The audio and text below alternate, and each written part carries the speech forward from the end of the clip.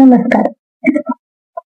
आपण मागच्या मुलाखतीमध्ये श्रीयुत हेमंत बिराडे यांची मुलाखत घेतली होती आणि त्यांचे किडनी ट्रान्सप्लांट नंतरचे अनुभव आपण ऐकले होते की किंवा त्यांना काय काय अनुभव आला. तर आज आपल्या सोबत आहेत श्रीयुत महेश कोडम सर. मुख्य म्हणजे यांच्या ट्रान्सप्लांटला फेब्रुवारीमध्ये 10 फेब्रुवारीला 25 वर्ष पूर्ण झालेली आहेत. 25 वर्ष ते बोनस लाईफ मध्ये जगत आहेत आणि त्यांना त्यांच्या आईने किडनी दिलेली आहे. आणि हे 25 वर्षाचं आयुष्य त्यांचं कसं होतं, त्यांना कोणत्या कोणत्या समस्या आल्या आणि त्यांनी त्या कशा सोडवण्याचा प्रयत्न केला, याचा आज आपण त्यांच्याकडनं जाणून घेऊया. पुन्हा एकदा तुमचं स्वागत आहे सर. तर मला तुमची थोडीशी कौटुंबिक पार्श्वभूमी सांगताल का? तुमचं घर किंवा शिक्षण, कुटुंबाचं बद्दल माहिती सांगा. कौटुंबिक पार्श्वभूमी आम्ही 5 भावंड आहे, 1 बहीण आणि 4 भाऊ. आणि गौरी घुमट आनंदी बाजार येथे, अहिल्यानगर अहमदनगर येथे, अहिल्यानगर येथे. आणि मी त्यावेळेस मोठा भाऊ एक खाजगी कंपनीतच कामाला होता. आम्ही पण MIDC ला खाजगी कंपनीत सर्व्हिस करायचं. अकाउंटंट त्याचं मोटार वायंडिंगचं काम होतं, ते काम करायचं. पण 3-4 वर्ष मी काम व्यवस्थित केलं. पण 4-5व्या वर्षीपासून मला आहे ना थोडं छातीमध्ये दुखणं किंवा कधी डोकं दुखणं किंवा ताप येणं, असं वेगवेगळे आजार उद्भवत होते. मी त्या याच्याने डॉक्टरांकडे जाऊन औषध घेऊन मी ते परत पुन्हा आपलं रुटीन सुरू करायचं. पण आपल्या किडन्या फेल झाल्या हे कसं कळलं? तर त्या एकदा औषध घेतलं, ओके झालं. पण नंतर दिवाळी नंतर दुसऱ्या दिवशी मला आहे ना एकदम मी चक्करून पडलो. चक्करून पडल्यावर 3 दिवस मी शुद्धीवर नव्हतो. त्यावेळेस मला इथं एक नामांकित हॉस्पिटलमध्ये ऍडमिट केलं होतं. त्यावेळेस त्यांनी ट्रीटमेंट केलं. 3 दिवस मी शुद्धीवर नव्हतो पूर्णपणे. त्यांनी ट्रीटमेंट केलं. त्यावेळेस मी 26 दिवस तिथं होतो. ट्रीटमेंट केल्यावर निदान काही लक्षात जाईना. तर वडील आणि वडिलांचे मित्र पुण्याला गेले. पुण्याला ससूनमध्ये डॉक्टर अभय सदरे यांना भेटले. अभय सदरे रिपोर्ट वगैरे पाहिले. ते म्हटले पेशंटला तुम्ही पुण्याला ताबडतोब घेऊन या. तर तिकडं दुसऱ्या दिवशी आम्ही ऍम्ब्युलन्स करून पुण्याला गेलो. तिकडं त्यांनी माझे परत रिपोर्ट केले सर्व. त्याच्यात निदान झालं की माझे किडन्या फेल झाले, दोन्ही किडन्या फेल झाले. हो. तर त्यावेळेसची प्रतिक्रिया म्हणजे 25 वर्षापूर्वी किडनी म्हणजे काय कोणालाच माहित नव्हतं. म्हणजे घरच्यांना पण माहित नव्हतं. आम्ही किडनी म्हणजे काय, किडनी कुठं असते हे पण माहित नव्हतं. त्यामुळे घरचे पण एकदम शॉक लागल्यासारखे झाले. मग डॉक्टरांनी सगळं व्यवस्थितपणे समजावून सांगितलं की तुम्ही आता डायलिसिस करू शकता आणि मुलाला वाचवायचं असेल तर किडनी देऊ शकता. घरातले आई वडील कोणी किडनी देऊ शकतात.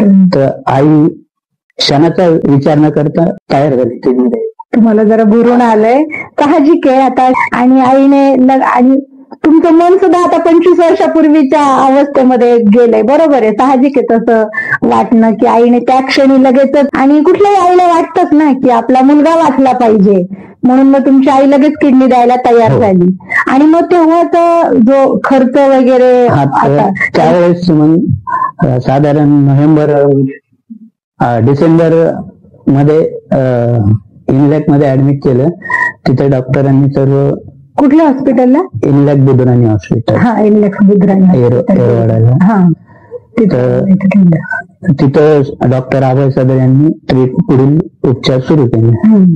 तर त्यांनी परत रिपोर्ट करून डायलिसिस सुरू केले. डायलिसिस एक साधारण 10-12 डायलिसिस झाले. आणि आईने निर्णय घेतला मी किडनी येणार म्हणून. आईचे पण टेस्ट तपासण्या वगैरे सुरू झाले. आणि साधारण त्यावेळेस खर्चाचा काय अंदाज नव्हता. तर कसं करायचं एवढं मोठं ऑपरेशन हो आणि 2 ऑपरेशन करायचं, आईची किडनी काढून मुलाला बसवायची, डोनर आणि रेसिपियंट दोन्ही हा. ऑपरेशन एकाच वेळेस दोन्ही करावे एकाच लागतात. वेळेस. त्यामुळे प्रत्येक नातेवाईकांनी पुढाकार घेतला हं. आणि मदत गोळा केली. बरोबर. हा, आणि मग त्यावेळेस पैशाची व्यवस्था कशी केली? कारण तुमचं हा. कुटुंब अगदी साधारण आर्थिक हो. परिस्थितीतलं होतं. हा. मग पैशाची व्यवस्था तुम्ही कशी केली? आमचे नातेवाईकांनी मावशी, मामा, काका यांनी सर्वांनी मदत केली बरोबर. आणि काही बाहेरून मित्रांनी पावतीद्वारे वर्गणी गोळा. हो, अशा वेळेस मित्र सुद्धा खूप मदत करतात. बरोबर आहे. मंडळांनी पण खूप मदत केली.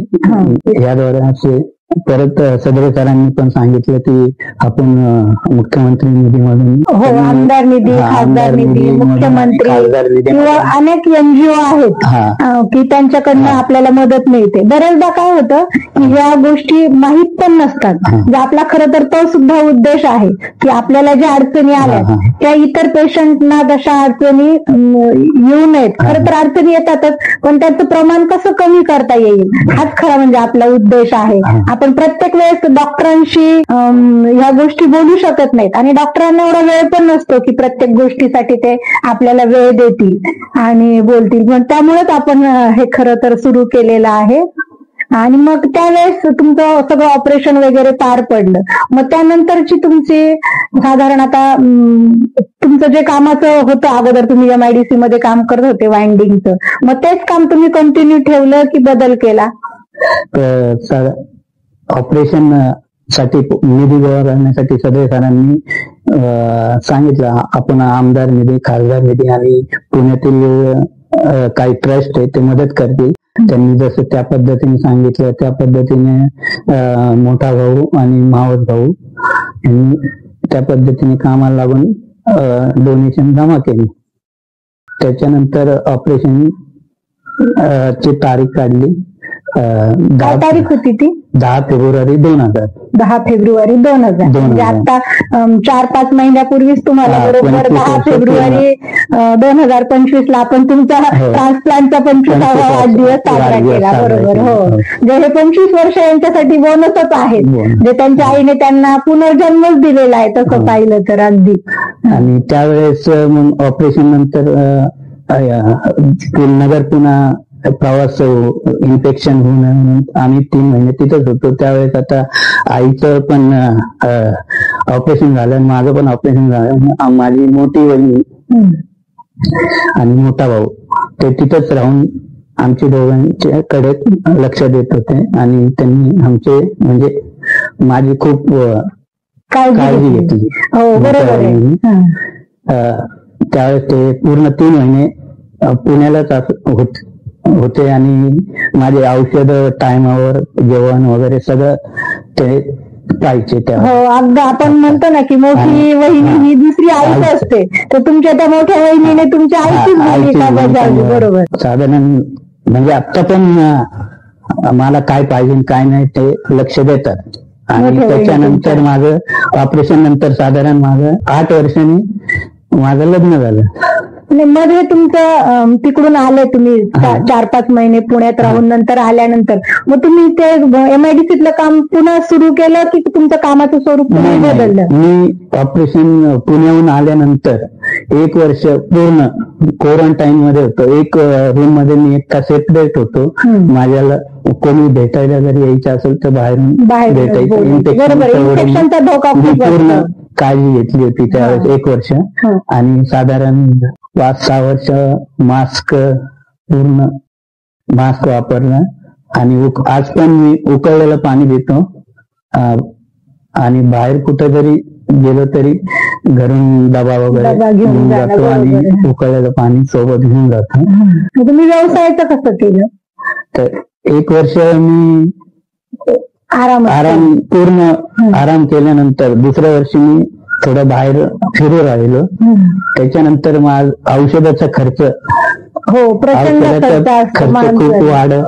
त्या हिशोबाने म्हटलं आता आपल्याला काहीतरी करावं लागेल. आणि पहिल्यासारखं तो हार्ड काम होता ना मोठा वाहिनीचा, तो काम मी करू शकत नव्हतो. त्यामुळे मी MIDCला पुन्हा गेलो नाही.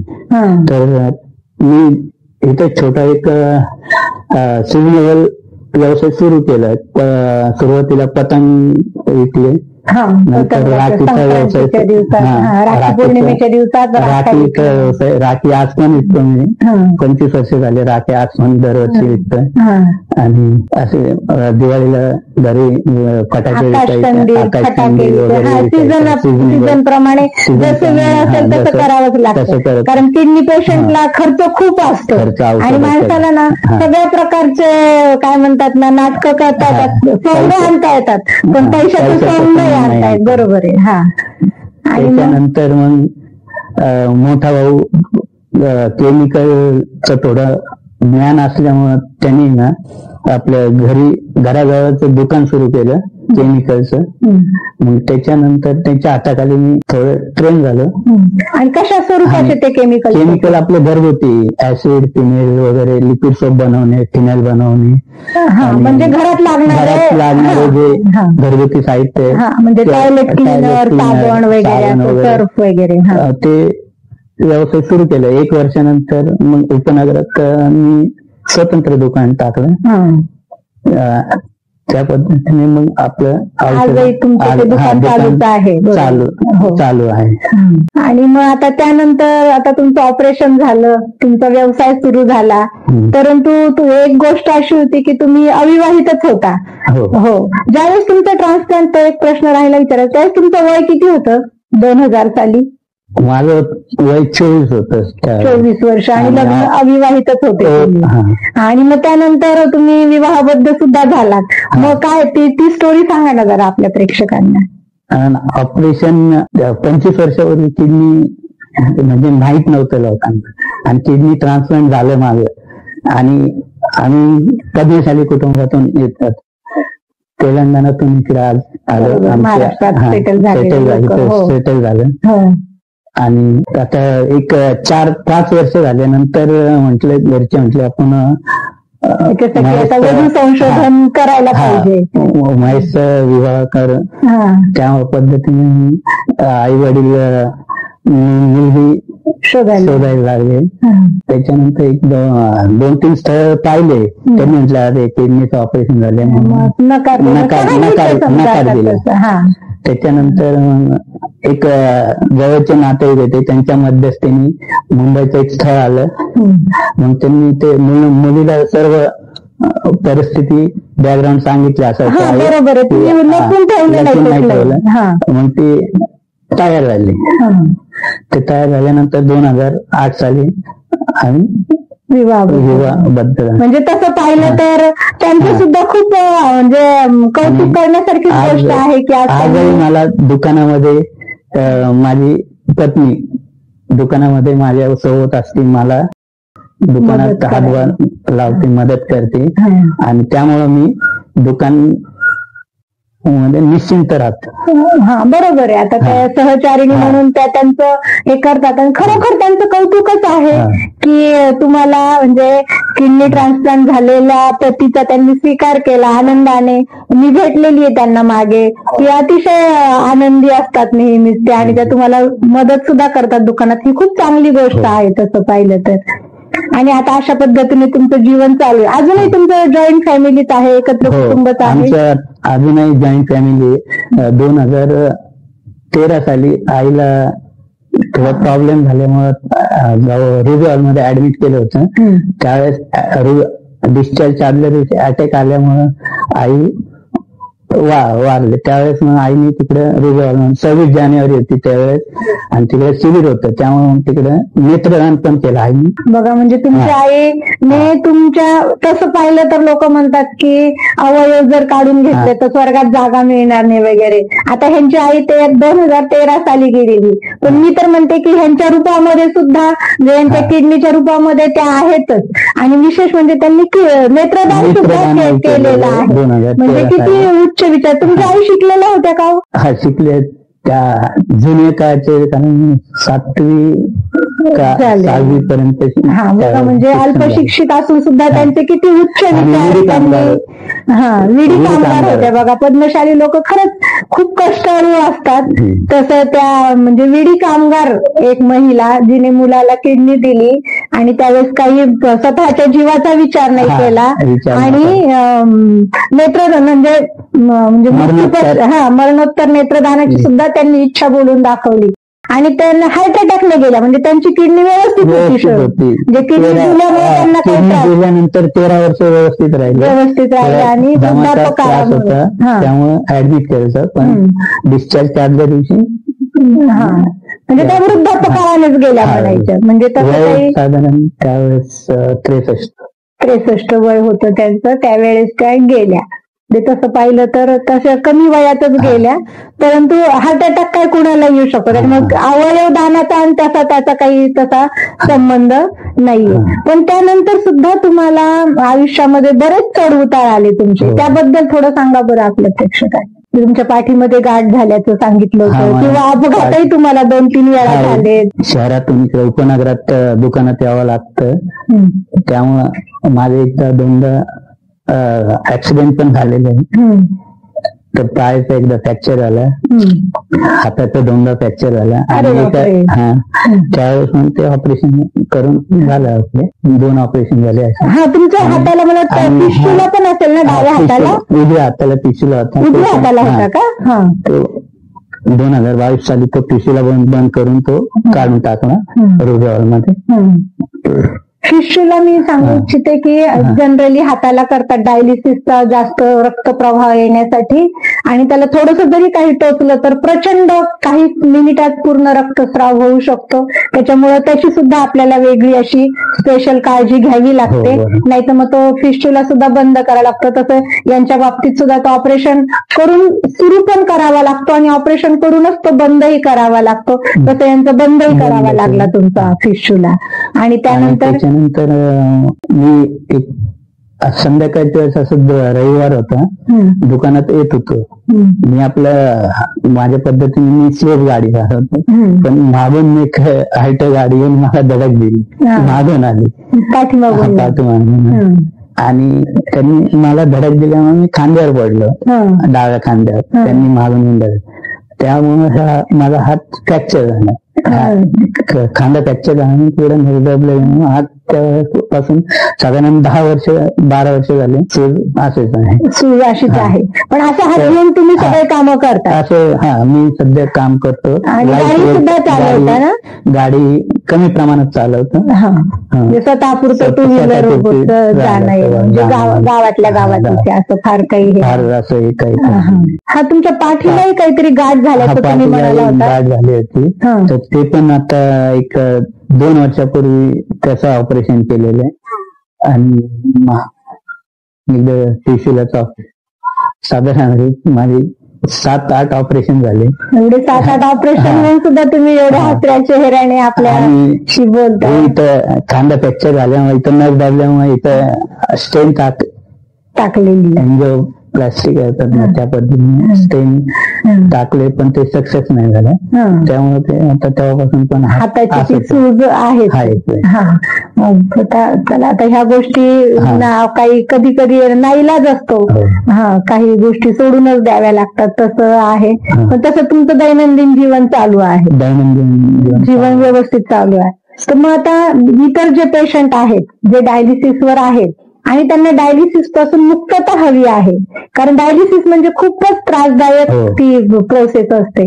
मग तुम्ही तशा डायलिसिस पासून मुक्तता मिळण्यासाठी प्रेक्षकांना किंवा रुग्णांच्या दात्यांना काय सांगू इच्छिता, की अवयवदान केलं पाहिजे का, कसं ते सांगा त्याबद्दल थोडस. आम्ही असं म्हणतो की डायलिसिस हा खूपच, डायलिसिस म्हणजे खूप त्रासदायक असतं.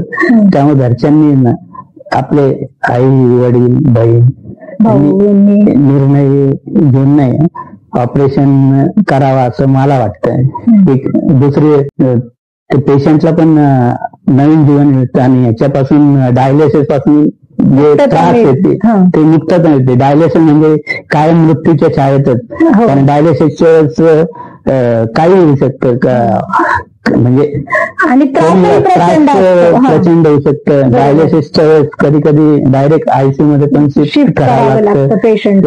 माझ्या वेळेस 1-2 वेळेस झाली की डायलिसिसच्या वेळेस खूप म्हणजे थंडी वाजून यायची. हो, प्रत्येक पेशंटला वेगवेगळा त्रास होतो. हो, की याला झाला की त्यालाच होईल असं नाही. आणि आता ऑपरेशन पण चांगले, म्हणजे प्रमाण पण सक्सेस होण्याचे प्रमाण खूपच चांगलं आहे. आणि ऑपरेशन केल्यावर पूर्वीसारखं जीवन जगू शकतो पेशंट. हो, अगदी. आणि आता तुमच्यावरूनच बघतोय आपण, आता 25 वर्ष झाली तुमच्या ऑपरेशनला, म्हणजे खूप चांगली गोष्ट आहे. आणि मग पेशंटनी काय काळजी घ्यायला पाहिजे? आता तुमच्यासारखं 25 वर्ष प्रत्येक पेशंटला मिळावेत अशीच आपण सदिच्छा व्यक्त करूया. मग 25 वर्ष मिळण्यासाठी किंवा त्यापेक्षाही जास्त आयुष्य मिळण्यासाठी, सुदृढ आयुष्य मिळण्यासाठी पेशंटने कोणती काळजी घेतली पाहिजे? पेशंटने, आता मी पहिलं ऑपरेशन दवाखान्यात होतो, ऑपरेशन झाल्यानंतर जे 10-12 दिवस असतात तिथं जी रुटीन होती, साधारण सकाळी औषध वेळेवर जेवण करणे, त्या पद्धतीने मी सुरुवातीला 4-5 वर्ष त्या पद्धतीने वेळेवर जेवण, वेळेवर औषधं घेणे, हे माझं रुटीन होतं. त्याच्यानंतर मी साधारण 10 वर्ष बाहेरचं कुठे जेवण वगैरे करायचं नाही किंवा हॉटेलमध्ये वगैरे नाही. आणि आता साधारण करतो मी थोडंफार कधी काय कधी नाईलाज असतो. बाहेर मी पुण्याला वगैरे चेकअपला जायचं असेल तर घरूनच डबा घेऊन जायचं. आणि जेवणाची, पाण्याची सुद्धा आपण काळजी घेतली पाहिजे, पाणी उकळूनच पिले पाहिजे. पाणी उकळूनच पितो. आणि काय विचार न करता आपण, माझं ऑपरेशन झालं हे विचार मनात न येता मी आपलं दैनंदिन जीवन व्यतीत करत. त्याच पद्धतीने सकारात्मक विचार सुद्धा खूप महत्वाचे असतात. साधारण आता विचार केल्याने विकार वाढतात असं म्हणतात. बरोबर आहे. हो, तुम्हाला जरा भरून येते, असू द्या. बरोबर आहे, साहजिक आहे. आता शेवटी ज्याच्यावर तो प्रसंग येतो किंवा ज्याला फेस करावं लागतं त्याला अडचणी येतात आणि मग त्याच्यामुळं थोडस भरून येत आहे त्यांना. आणि मी सर्वांना सांगू इच्छिते की मी मागच्या आठवड्यामध्येच जो इंटरव्ह्यू घेतला त्याबद्दल मला अनेक प्रतिक्रिया आल्या, पण त्यातल्या 2 प्रतिक्रिया मी सांगू इच्छिते. की एक नांदेड जिल्ह्यातनं मला फोन आला, एका बाईंचा होता तो फोन. 56-57 वय असेल त्या बाईंचं, आणि त्यांची मुलगी अगदी 35शीचीच, म्हणजे तिची मुलगी त्यावेळेस 6वीला होती आणि मुलगा काहीतरी 3री-4थीला वगैरे होता. म्हणजे त्या ज्या बाईंचा फोन आला ना त्यांचे हे नातवंड. आणि त्या नातीने हा माझं आपलं मुलाखत पाहिली चॅनलवरची, आणि मग तिने तिच्या आजीला दाखवली. मग तिच्या आजीने ते पाहिलं तर ती खूप रडली. आणि मग ती नात म्हणाली आजीला, आजी बघ ना, जर तू माझ्या आईला किडनी दिली असती तर माझी मम्मी पण वाचली असती आणि माझी मम्मी पण अशी चॅनलवर बोलायला गेली असती. असं बघून त्या म्हणजे त्या मावशींना खूप रडायला आलं. आणि मग त्यांनी मला फोन केला, म्हटली अगं तू जर अगोदर मला भेटली असतीस तर माझी मुलगी वाचली असती, मी सुद्धा माझ्या मुलीला किडनी दिली असती, मला असं कुणी प्रेरणा देणार भेटलं नाही.